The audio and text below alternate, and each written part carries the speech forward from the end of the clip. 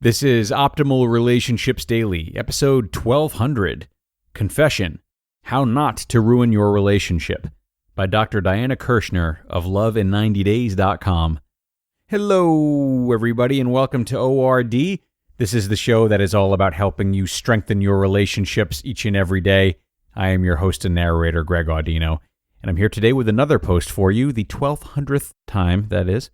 This one is from Dr. Diana Kirschner, who we've read from so much over the years. And in her article for this episode, she'll be talking about how to not ruin your relationship, sharing the mistakes she made and how she and her husband overcame together. So, let's hear what she's got for us and optimize your life. Confession, How to Not Ruin Your Relationship, by Dr. Diana Kirschner of loveinninetydays.com. Here's one way not to ruin your relationship. This one piece of valuable advice is about how to not ruin your relationship. I have a confession to make. I almost ruined my relationship with my husband, Sam. Not because I wasn't sure if I loved him anymore. It was because of my habit to make everything about me. Let me explain further. When he was busy with a project at work, I had thoughts like, he must not care about me anymore. When he seemed distant, I would say to myself, he's barely paid attention to me all day. How dare he? And when he forgot to pick up the dry cleaning, I would think, what does he think? I'm supposed to do everything? Something tells me you can relate. How to ruin your relationship. Self-centeredness. My worst habit that tended to sabotage our love was my own tendency to think from a self-centered universe. And most of my paranoia was a recreation of the traumas I had experienced as an unwanted little girl, growing up in an alcoholic family. If my husband was distant, I would think he doesn't care about me, or I am invisible, or one of my self-sabotaging gloom and doom favorites, I'm just not attractive anymore. It was always about me, especially when my husband and I argued or misunderstood each other. But when I got my head out of my ego and noticed him, what was really going on with him, it was a very different story. He was really worried about money, or struggling with getting older, or afraid he was losing his edge, or worrying about business challenges. It was actually about him. I was shocked. Luckily, I now catch myself when I start to go down the tunnel of making things about me. I catch myself. But in the early days of our marriage, we struggled a lot. What really got me out of my little me box and turned things around for us was learning to listen without judgment. In fact, there's one exercise that helped us more than anything else. I've seen turbulent marriages come back from the brink of disaster using only this listening exercise. The 10-minute miracle session. When we started to drift apart early in our marriage, Sam and I committed to schedule and practice a formal 10-minute miracle session with each other every other day.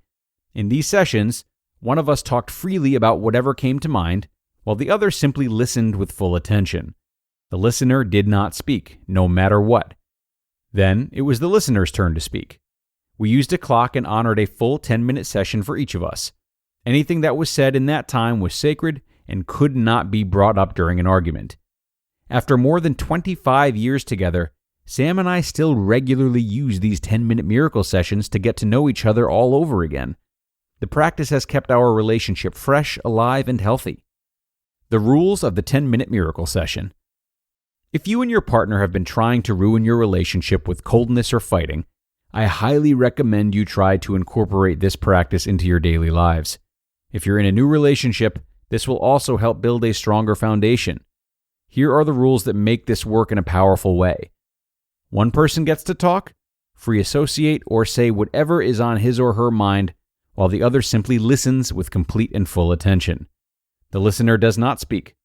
The listener acts like a good therapist, who is present and listening from a non-judgmental state. If the talker has a silent period, she or he should just say, nothing is coming to mind. Both of you then sit in silence until any other thought comes up, and believe me, it will. No matter what, use a clock or stopwatch and honor the full 10-minute session, as if you were paying a therapist for his or her time. At first, it's best to avoid complaining about the relationship itself in these sessions. Instead, listen to what's on your partner's mind in order to really get to know each other. Avoid crosstalk and debate. After the two of you get used to having the listening sessions, you can try adding comments about the relationship or your partner. At that point, any complaint about the partner should be turned into a need and not an accusation, and phrased in the third person. This makes it less threatening. For example, you might say, "I feel sad because my husband/boyfriend works a lot, and I really need him to tell me he loves me."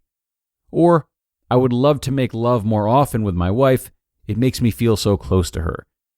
When the speaker's time is over, switch roles and let the person who's been listening have his or her 10 minutes to talk. Do not use this time to comment on your partner's 10 minutes and turn this opportunity into a debate. That will also ruin your relationship. This time is not for a right or wrong session. It is a special time designed to allow partners to share their thoughts and feelings. As they say in 12-step programs, avoid crosstalk. Crosstalk will kill the miracle. The bottom line rule: anything that a partner says during the miracle session is sacred. Don't bring it up during an argument. Whether you're seriously dating and have hit a downtick, or you've been married for 20 years and it's going down the tubes, practice the miracle sessions. That is, if you don't want to ruin your relationship by being disconnected from each other. As I said earlier, I have used this in my own personal lab, my marriage, and it has allowed my husband and me to weather family upsets, disappointments, setbacks, losses, and other assorted challenges that are an inevitable part of living a life together. If your partner doesn't want to reciprocate yet, you can start by quietly doing the deep listening. You just listened to the post titled, "Confession: How Not to Ruin Your Relationship" by Dr. Diana Kirschner of loveinninetydays.com. And thanks a lot to Dr. Diana. What an exercise this is. I would definitely highlight her note about not turning this into a debate. This is absolutely a free space that she has suggested you develop with your partner and not an opportunity to capitalize on having the last word, however appetizing it may be. It's likely inevitable that something disclosed will need to be discussed further at some point. And should this be the case, I would recommend bringing up the need to talk more about something you heard with the same gentleness that the 10-minute miracle session provided. Okay? The topic was brought up in confidence and with vulnerability, so that vulnerability must be tended to when asking to talk further about it. Addressing it with anger or fury really delegitimizes the 10-minute miracle session, and that is the last thing you want, as it definitely stands to be an amazing long-term practice with your partner. You can also set a rule on this from the beginning. If you do want to start doing this exercise with your partner, just come to an agreement from the get-go about how to further address certain subjects that it brings out if you need to. Okay, everyone, that's it for me today. Thanks a lot for listening. I really enjoyed this article and the idea that came with it. I hope you did too. It definitely seems widely applicable. So, have a great rest of your day, folks, and do join me again tomorrow as we start the parenting leg of the week. That's where your optimal life awaits.